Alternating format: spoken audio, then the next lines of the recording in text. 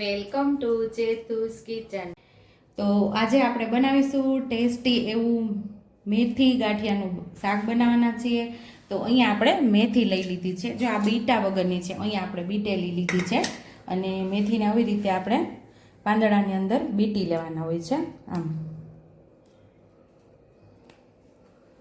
તો આવી રીતે આપણે બધી મેથીને અડધી મેં બીટી લીધી હતી ને અડધી તમને બતાવવા માટે બીટા વગરની બાકી રાખેલી છે।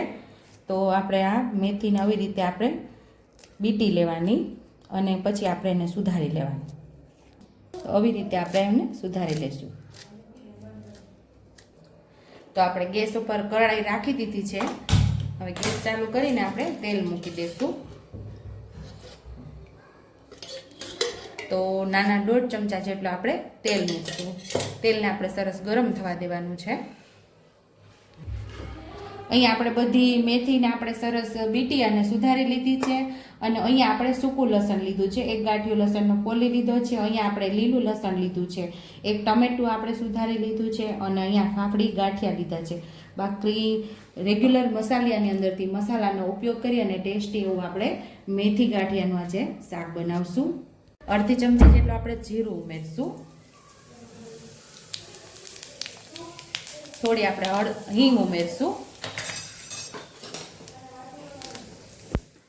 અહીંયા આપણે લીલું લસણ ઉમેરી દઈશું,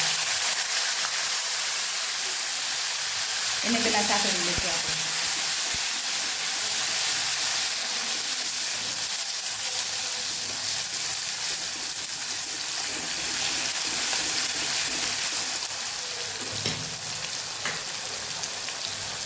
અહીંયા આપણું લીલું લસણ મસ્ત એવું સતળાઈ ગયું છે। હવે ટમેટું ઉમેરી દઈશું, ટમેટાને પણ સરસ આપણે સાતળી લેવાનું છે પહેલા।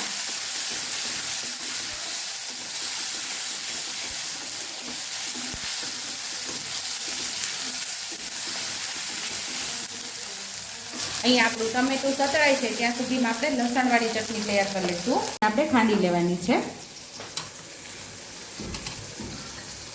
1 ચમચી જેટલું લાલ મરચું ઉમેરી ચપટી મીઠું ઉમેરશું અને સરસ આપણે લસણવાળી ચટણી ખાંડી લઈશું। અહીંયા આપણા ટમેટા થોડા સતળાઈ ગયા છે, તો અહીંયા આપણે જે લસણવાળી ચટણી તૈયાર કરી લે ઉમેરી દઈશું।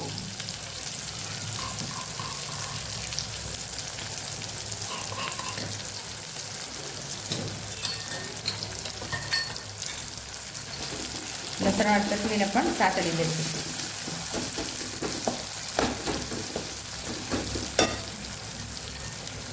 અહીંયા આપણે અડધી ચમચી જેટલી હળદર ઉમેરશું, 1 ચમચી જેટલું ધાણા જીરું પાવડર, સ્વાદ મુજબ આપણે મીઠું ઉમેરશું। સરસ આપણે મિક્સ કરી લઈશું અને હવે આપણે તરત જ ભાજીને ઉમેરી દેવાની છે।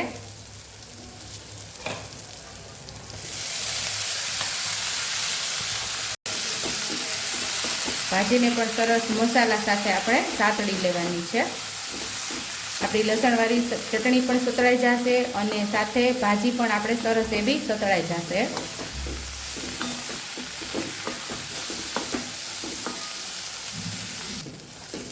અહીં આપણી ભાજી પણ એકદમ સરસ એવી સતળાઈ ગઈ છે। આ આપણું વડીલોની બનાવેલી રેસીપી છે, મારા ઘરના બધા આ ભાજી ખાય છે અને ખૂબ ભાવે છે। આ મારા દાદી પણ આવી જ રીતે બનાવતા અને હું સાસરે આવી તો મારા પરિવારની અંદર પણ આવી જ રીતે ભાજી બનાવતા, એટલે એ મારી વર્ષો જૂની આ રેસીપી છે ભાજીના શાકની। અહીંયા હવે ભાજી અને મસાલો એકદમ સરસ સતળાઈ ગયા છે, તો એક નાની વાટકી જેટલું આપણે પાણી ઉમેરશું। ભાજીને આપણે સરસ પાકવા દેવાની છે, પછી આપણે એમાં ગાંઠિયા ઉમેરશું। તો ડીશ ઢાંકી અને આપણે એને ભાજીને સરસ મીડિયમ ગેસ ઉપર આપણે એને પાકવા દેવાની છે।